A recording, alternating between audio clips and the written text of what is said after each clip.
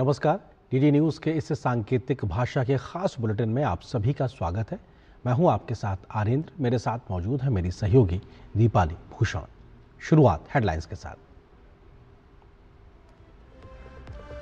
BRICS के विदेश मंत्रियों ने नई दिल्ली में प्रधानमंत्री नरेंद्र मोदी से की मुलाकात।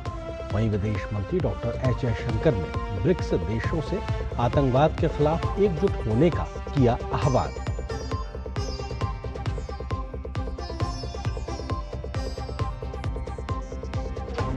जयपुर की धरती से पाकिस्तान पर गरजे रक्षा मंत्री राजनाथ सिंह। कहा, अब नजर उठाई तो वो होगा जो अब तक नहीं हुआ। घर में घुसकर मारता है नया भारत, चुप बैठने का दौर हुआ खत्म।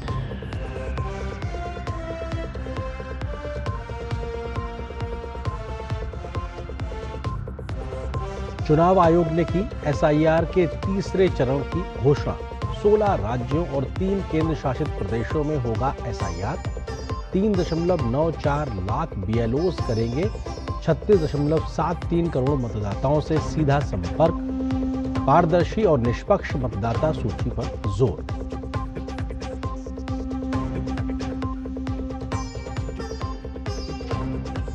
कांग्रेस की केरलम इकाई के वरिष्ठ नेता वीडी सतीशन होंगे राज्य के अगले मुख्यमंत्री। कांग्रेस आलाकमान ने लंबी मंत्रणा के बाद सतीशन के नाम पर लगाई मोहर। वीडी सतीशन ने कहा, जनता से किए गए वादों को करेंगे पूरा।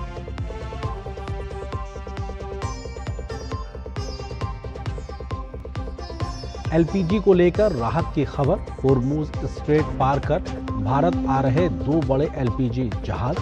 16 और 18 मई को पहुंचने की उम्मीद। देश में एलपीजी और पीएनजी की आपूर्ति सामान्य।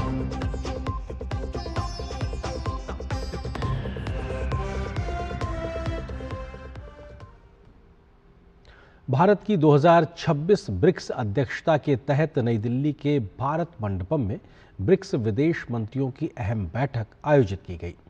विदेश मंत्री डॉक्टर एस जयशंकर ने बैठक में शामिल होने पहुंचे सदस्य और साझेदार देशों के प्रतिनिधियों का स्वागत किया।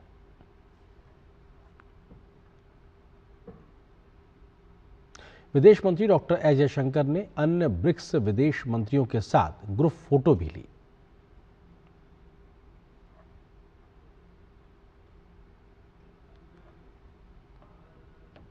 विदेश मंत्री डॉक्टर एस जयशंकर ने आज ब्रिक्स एट 20 लचीलापन, नवाचार, सहयोग और सतत विकास के लिए निर्माण विषय पर आयोजित दूसरे सत्र को संबोधित किया।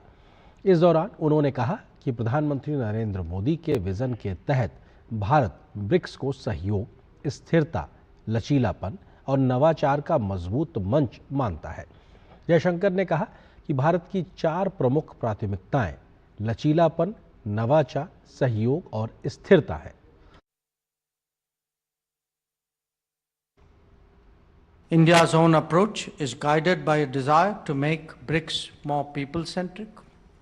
As Prime Minister Narendra Modi has declared, we see BRICS as building resilience and innovation for cooperation and sustainability, with a clear focus on humanity first and on the priorities of the Global South.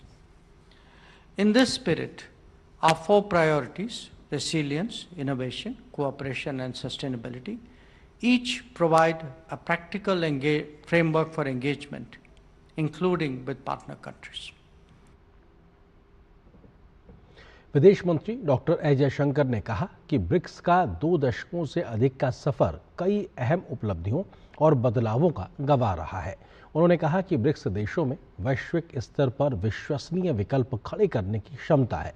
Jaishankar ने यह भी कहा कि सदस्य देशों के बीच सहयोग अब डिजिटल सूचना, कृषि, स्वास्थ्य, ऊर्जा और नवाचार जैसे कई महत्वपूर्ण क्षेत्रों तक विस्तारित हो चुका है।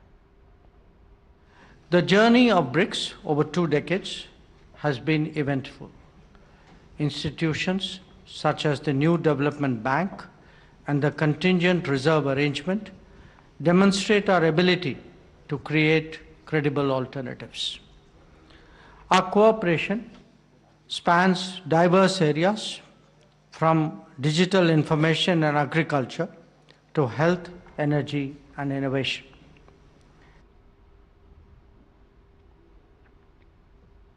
ब्रिक्स देशों के विदेश मंत्रियों ने नई दिल्ली में प्रधानमंत्री नरेंद्र मोदी से मुलाकात की। ये मंत्री ब्रिक्स देशों के विदेश मंत्रियों के सम्मेलन में हिस्सा लेने के लिए भारत का दौरा कर रहे हैं।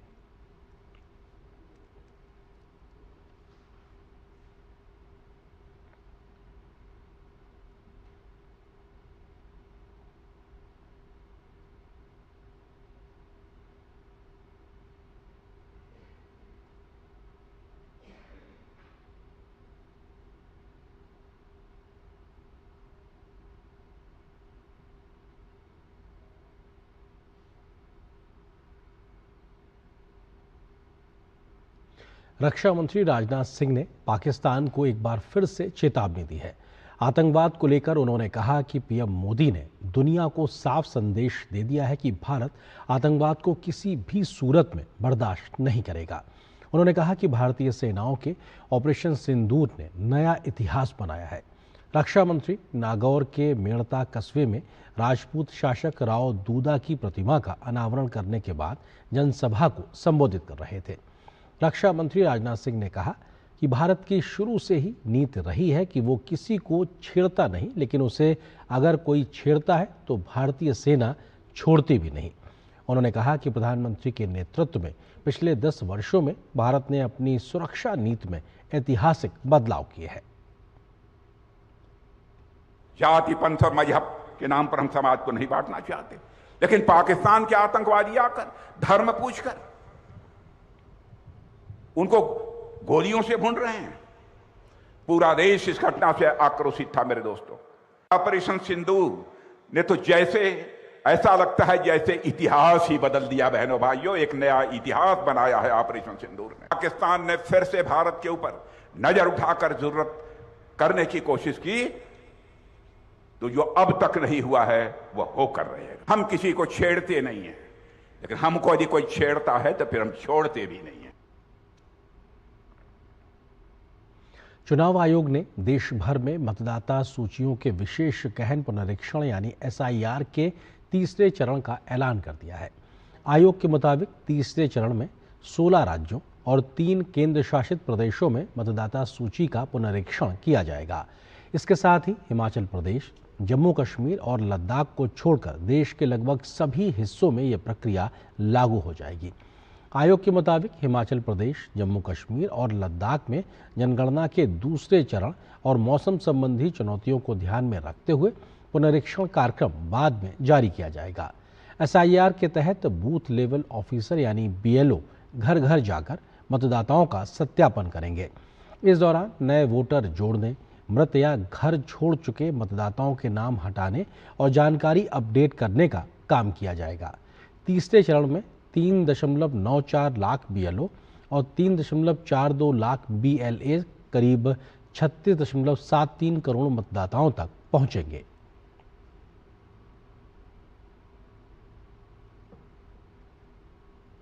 पश्चिम एशिया में हाल के घटनाक्रमों पर अंतर मंत्रालयी प्रेस वार्ता में पेट्रोलियम एवं प्राकृतिक गैस मंत्रालय की संयुक्त सचिव सुजाता शर्मा ने कहा कि देश में ईंधन और गैस की आपूर्ति पूरी तरह सामान्य और पर्याप्त भंडार मौजूद है। उन्होंने ये भी कहा कि LPG से PNG पर उपभोक्ता शिफ्ट हो रहे हैं। सुजाता शर्मा ने कहा कि सिलेंडर की कालाबाजारी को रोकने के लिए सरकार सख्त कदम उठा रही है। डीजल, LPG और नेचुरल गैस के पर्याप्त स्टॉक्स अवेलेबल हैं। हमारी रिफाइनरीज ऑप्टिमम कैपेसिटी पर ऑपरेट कर रही हैं और LPG प्रोडक्शन भी इंक्रीज किया जा चुका है। भारत सरकार की ये कोशिश रही है कि घरेलू कुकिंग गैस की उपलब्धता सुनिश्चित कराई जाए और इसके साथ ही डोमेस्टिक PNG और CNG ट्रांसपोर्ट की भी 100% अवेलेबिलिटी इंश्योर की जाए।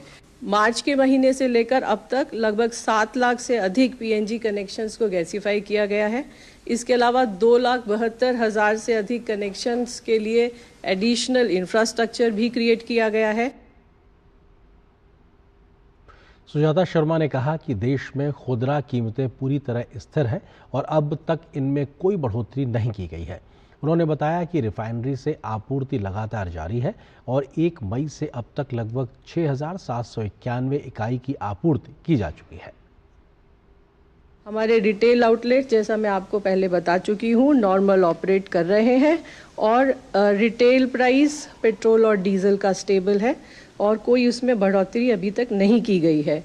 इसी तरह C3 C4 मॉलिक्यूल्स की सेल रिफाइनरीज से की जा रही है और 1 मई से लेकर अब तक लगभग 6,700 टन C3 C4 मॉलिक्यूल्स और 2,800 टन ब्यूटाइल एक्रिलेट की सेल विभिन्न रिफाइनरीज के द्वारा की गई है। एनफोर्समेंट एक्शंस PSUs के द्वारा और स्टेट गवर्नमेंट्स के द्वारा लगातार चालू है। अंतर मंत्रालयी प्रेस वार्ता में मुकेश मंगल ने बताया कि पश्चिम एशिया क्षेत्र में स्थिति सामान्य है, सभी भारतीय नाविक सुरक्षित हैं और जहाजों का संचालन जारी है। 2 LPG carrier vessels, they passed through Hormuz. So I'll give details of those 2 vessels. Semi, an LPG carrier and Marshall Island flagged vessel carrying 19,965 MT of LPG cargo for India with 21 foreign crew members on board safely crossed the Strait of Hormuz on 13th May and is expected to arrive at Kandla on 16th May 2026. Another vessel, that is NV Sunshine, an LPG carrier and Vietnam flagged vessel carrying 46,427 metric ton of LPG cargo for India with 24 foreign crew members on board safely crossed the Strait of Hormuz on 14th May and expected to arrive at New Mangalore on 18th May 2026.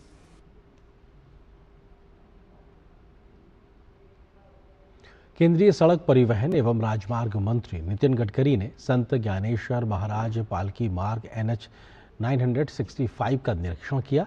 इस दौरान उन्होंने परियोजना की प्रगति की समीक्षा की और संबंधित अधिकारियों को आवश्यक दिशा निर्देश भी दिए। निरीक्षण के दौरान गडकरी ने अल्ट्रा हाई परफॉर्मेंस कंक्रीट यानी UHPC जैसी अत्याधुनिक तकनीक के उपयोग की सराहना की, जिसका कुछ जगहों पर इस्तेमाल किया गया है। वहीं मार्ग के दोनों ओर बड़े पैमाने पर वृक्षारोपण भी किया जा रहा है। नितिन गडकरी ने बताया कि घाट सेक्शन में लगभग 80% कार्य हो चुका है और आवागमन को सुगम बनाने के लिए मार्ग को भी चौड़ा किया गया है। हमारे देश में इतिहास, संस्कृति और विरासत का संबंध है हमारे साधु संतों के कार्य से। ज्ञानेश्वर महाराज, तुकाराम महाराज हमारा प्रेरणा है और ये जो विठल है ये हमारे लिए भगवान है। महाराष्ट्र के लाखों करोड़ों लोग यहाँ आते हैं और इसलिए इस मार्ग का विकास होना। यहाँ लोग पालकी जब लेके आते हैं तो सभी वारकरी पैदल जाते हैं, लाखों लोग, उनकी सुविधा करना। इस रोड में काम करते करते हमने करीब 46 तालाब बनाए, नदी नालों का खोलीकरण किया, वाटर लेवल बढ़ाई, इससे सिंचाई बढ़ेगी, पीने के पानी। 47 गाँव में पीने के पानी का प्रॉब्लम, हमने 40,000 पेड़ लगाए, 450 ट्रांसप्लांट किए। एक प्रकार से की मार्ग भी है और समृद्धि और विकास का भी मार्ग है। और यहाँ पर एक छोटे से ब्रेक के लिए रुकते हैं।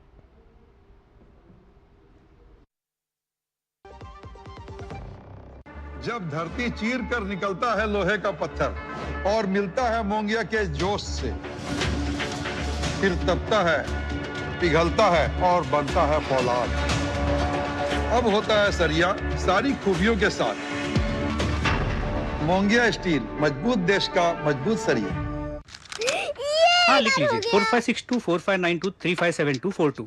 पापा ने तो 40 डिजिट का मोबाइल नंबर दे दिया। ये मोबाइल नंबर नहीं, CKYC नंबर है। उससे क्या होता है? ये नया बैंक अकाउंट खोलने या पुराने अकाउंट को RKYC करने के काम आता है। और ये मिलता कैसे है? ये CKYC पोर्टल से या अपने बैंक से या फिर मोबाइल नंबर से इस नंबर पर मिस्ड कॉल देके पा सकते हैं। CKYC नंबर से बार बार KYC डॉक्यूमेंट्स देने की जरूरत नहीं। समझी जाए। RBI कहता है, जानकार बनिए, सतर्क रहिए। कांग्रेस ने पार्टी नेता VD सतीशन को केरलम का नया CM बनाने का निर्णय किया है। कांग्रेस पार्टी ने आज औपचारिक तौर पर VD सतीशन के नाम पर मुहर लगाई। कांग्रेस ने बताया है कि फैसला नवनिर्वाचित विधायकों और गठबंधन के साथियों से सलाह मशवरे के बाद लिया गया है। विधानसभा चुनाव के नतीजे बाकी 4 राज्यों के साथ 4 मई को घोषित हुए थे। बाकी राज्यों में मुख्यमंत्रियों के नामों का ऐलान के साथ साथ शपथ ग्रहण समारोह भी हो चुका है, लेकिन केरलम में 10 दिन बाद भी कांग्रेस के मुख्यमंत्री का नाम अब मुश्किल से तय हो पाया है। केरल में कांग्रेस के अंदर मुख्यमंत्री पद की रेस में 3 अहम दावेदार थे। इनमें बीडी सतीशन के अलावा केसी वेणुगोपाल और रमेश चेन्नीथला का नाम चल रहा था। तीनों के समर्थक अपनी तरफ से जोर लगा रहे थे। इस रस्साकशी को खत्म करने के लिए दिल्ली से तिरुवनंतपुरम तक मंथन चल रहा था। बुधवार को ही कांग्रेस अध्यक्ष मल्लिकार्जुन खड़गे और राहुल गांधी ने शीर्ष नेताओं के साथ फाइनल राय मशवरा किया था। उधर सतीशन के नाम के ऐलान से उनके समर्थकों में जश्न का माहौल है।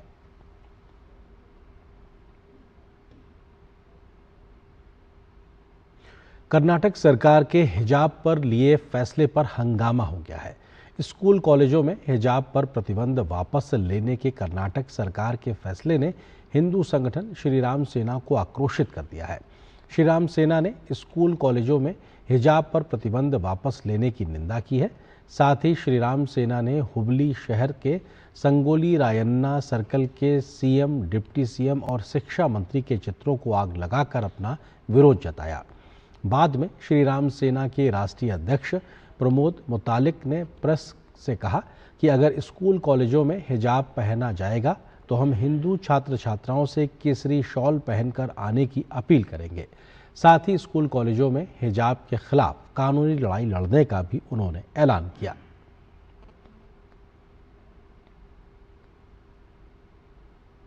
गुरुग्राम जमीन सौदे से जुड़े मनी लॉन्ड्रिंग मामले में रॉबर्ट वाड्रा को दिल्ली हाई कोर्ट से राहत नहीं मिली है।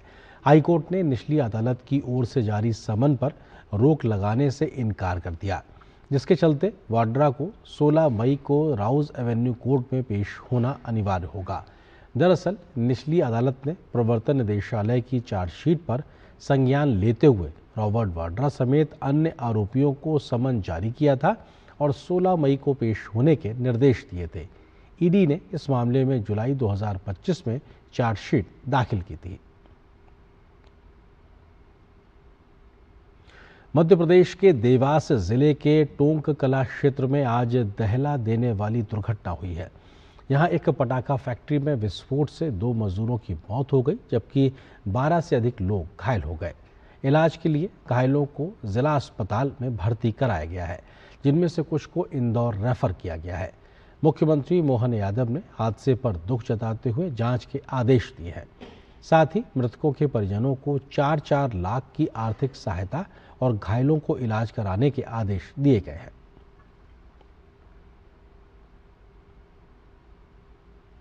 प्रधानमंत्री नरेंद्र मोदी के देश हित में अपील के बाद दिल्ली की मुख्यमंत्री रेखा गुप्ता ने दिल्ली सरकार द्वारा मेरा भारत मेरा योगदान अभियान चलाने की घोषणा करते हुए कहा कि सरकारी कार्यालय में 2 दिन वर्क फ्रॉम होम रहेगा। साथ ही सरकारी वाहनों का कम से कम जरूरत के हिसाब से इस्तेमाल किया जाएगा। गवर्नमेंट लेवल पे दिल्ली सरकार में 2 दिन हर हफ्ते वर्क फ्रॉम होम रहेगा। हमने पहले ही मुख्यमंत्री, मंत्री जितने भी हमारे व्हीकल साथ में चल रहे थे उसमें कटौती की है। जहां तक अधिकारियों की बात है, अधिकारियों को पेट्रोल का जो लिमिट है वो 200 लीटर और 250 लीटर की है, जिसे हमने 20% तक कम कर दिया है। हर मंडे को हम मेट्रो मंडे के रूप में काम करेंगे, जिसमें हम सभी मंत्री, हमारे सभी वरिष्ठ अधिकारी और कर्मचारी जहां संभव हो मेट्रो से ऑफिस जाएंगे और वापस आएंगे।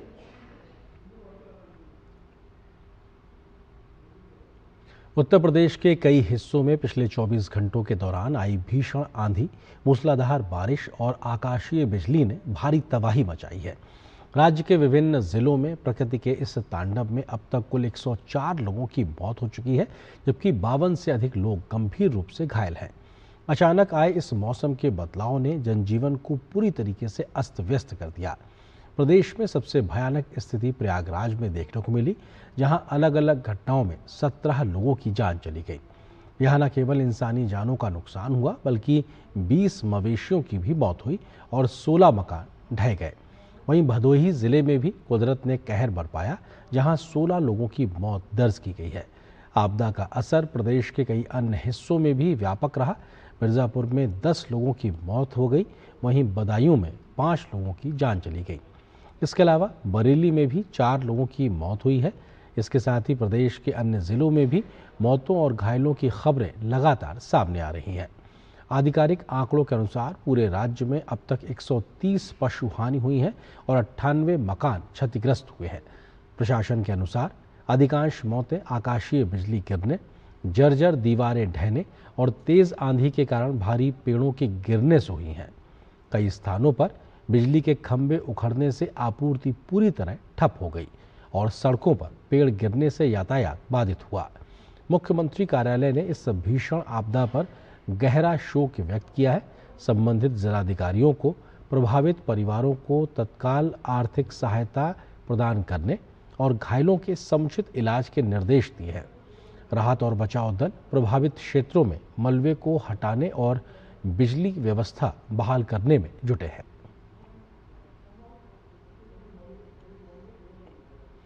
उत्तर प्रदेश में हुए नुकसान पर यूपी के मुख्यमंत्री योगी आदित्यनाथ ने संज्ञान लिया है। सीएम योगी ने अधिकारियों को तत्काल मौके पर जाकर पीड़ितों की मदद और मुआवजा जारी करने के निर्देश दिए हैं। साथ ही जिलों को हर 3 घंटे में स्थिति का अपडेट देने के लिए भी कहा गया है। सीएम योगी आदित्यनाथ ने सभी जिलों के डीएम को राहत कार्यों को प्राथमिकता देने के लिए कहा है। साथ ही निर्देश दिया है कि मुआवजा राशि, बचाव अभियान समेत अन्य कार्यों को सोशल मीडिया पर पूरा अपडेट भी किया जाए। राष्ट्रीय जांच एजेंसी यानी एनआईए ने लाल किला क्षेत्र कार बम विस्फोट मामले में बड़ा खुलासा किया है। एजेंसी ने 10 आरोपियों के खिलाफ 7,500 पन्नों की चार्जशीट दाखिल की है। नवंबर 2025 में हुए इस भीषण विस्फोट में 11 लोगों की मौत हुई थी। जांच में अल-कायदा से जुड़े आतंकी मॉड्यूल, विस्फोट निर्माण और देश भर में फैले नेटवर्क का खुलासा हुआ है। एनआईए ने नई दिल्ली की पटियाला हाउस कोर्ट में दाखिल चार्जशीट में कहा कि सभी आरोपी आतंकी संगठन अंसार गजवत उल हिंद यानी AGUH से जुड़े थे, जिसे अल-कायदा इन इंडिया सब कॉन्टिनेंट यानी AQIS का हिस्सा माना जाता है। चार्जशीट के मुताबिक मुख्य आरोपी पुलवामा निवासी डॉक्टर उमर उल नबी, जो हरियाणा के फरीदाबाद स्थित अल फलाह यूनिवर्सिटी में असिस्टेंट प्रोफेसर रह चुका था, इस हमले का मुख्य साजिश करता था। विस्फोट में उसकी मौत हो गई थी। एनआईए के अनुसार जांच जम्मू कश्मीर, हरियाणा, उत्तर प्रदेश, महाराष्ट्र, गुजरात और दिल्ली NCR तक फैली रही।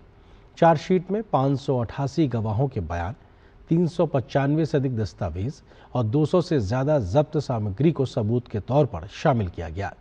जांच एजेंसी के मुताबिक आरोपियों ने साल 2022 में श्रीनगर में गुप्त बैठक कर AGUH इंटरिम नाम से संगठन को दोबारा सक्रिय किया था। इस मॉड्यूल ने ऑपरेशन हेवनली हिंद नाम से भारत सरकार को अस्थिर करने और शरिया आधारित शासन लागू करने की साजिश रची थी। एनआईए ने खुलासा किया कि आरोपियों ने बड़ी मात्रा में विस्फोटक तैयार किए, हथियार जुटाए और नए सदस्यों की भर्ती की। जांच में ये भी सामने आया कि लाल किला विस्फोट में इस्तेमाल किया गया TATP विस्फोटक आरोपियों ने खुद तैयार किया था। एजेंसी के मुताबिक आरोपी AK-47, किंग क्रूब राइफल और अन्य अवैध हथियार जुटाने में भी शामिल रहे थे। वे ड्रोन और रॉकेट आधारित IED पर भी प्रयोग कर रहे थे, ताकि जम्मू कश्मीर और देश के अन्य हिस्सों में सुरक्षा प्रतिष्ठानों को निशाना बनाया जा सके। केंद्रीय गृह मंत्री अमित शाह उत्तर प्रदेश के गाजियाबाद में राष्ट्रीय आपदा मोचन बल NDRF को राष्ट्रपति ध्वज प्रदान समारोह में शामिल हुए। समारोह में गृह मंत्री को सलामी दी गई। इस मौके पर केंद्रीय गृह मंत्री ने कहा कि यह सम्मान NDRF के साहस, समर्पण और उत्कृष्ट सेवा को प्रतीक है और पूरे देश के लिए गर्व की बात है। अमित शाह ने कहा कि NDRF देश को हर आपदा से सुरक्षित रखने के लिए और अधिक मजबूत होकर काम करेगा। उन्होंने विश्वास जताया कि PM मोदी के नेतृत्व में 2014 से आपदा जोखिम कम करने की दिशा में बड़े कदम उठाए गए हैं और अब देश जीरो कैजुअल्टी के लक्ष्य की ओर बढ़ रहा है। इसी के साथ सांकेतिक भाषा के इस बुलेटिन में इतना ही। मुझे और मेरी सहयोगी दीपाली भूषण हम दोनों को दीजिए अनुमति। नमस्कार।